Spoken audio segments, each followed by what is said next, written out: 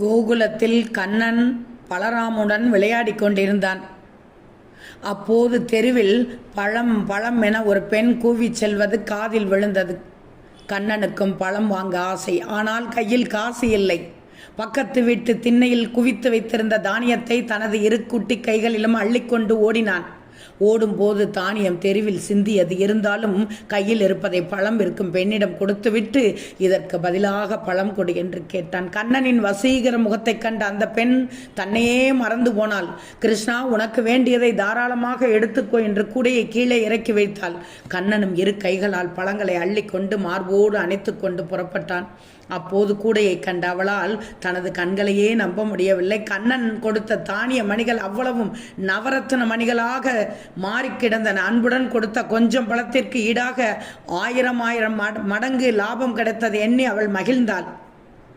மனதில் கண்ணனை நினைத்தால் அவனும் காலில் சதங்கை குலுங்க புன்னகை புரிந்தபடி அவள் முன்பு நின்றான்.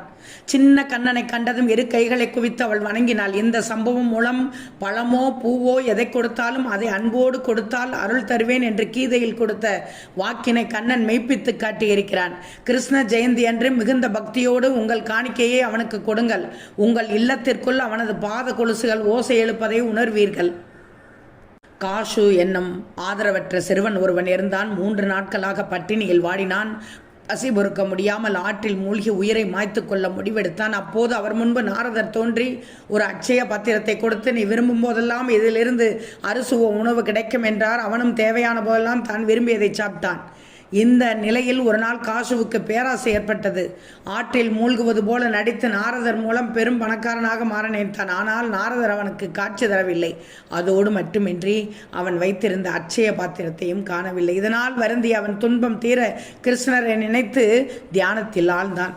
அவனது இந்த நிலையை கண்ட மகாலட்சுமி அவனுக்கு விரைந்து அருளும்படி கேட்க அதற்கு பகவானும் சம்மதித்தார். காட்சி கொடுத்த கிருஷ்ணரை சரணடைந்தான். சிறுவனே, கலியுகத்தில் நீ ஒரு வாகை மரமாக குருவாயூரில் பிறப்பாய்.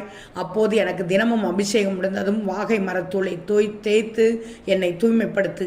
அந்த வகையில் எனக்கு சேவை செய்யும் பேரை நீ பெறுவாய்.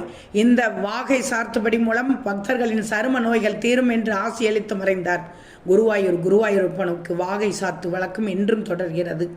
ஸ்ரீ கிருஷ்ணரின் பாத கொலுசு ஓசை உங்கள் வீட்டில் கேட்க வேண்டுமா? இன்று கிருஷ்ண ஜெயந்தி அன்று மிகுந்த பக்தியோடு உங்கள் காணிக்கையை அவனுக்கு கொடுங்கள். உங்கள் இல்லத்திற்குள் அவனது பாத கொலுசுகள் ஓசை எழுப்புவதை நிச்சயமாக உணர்வீர்கள்.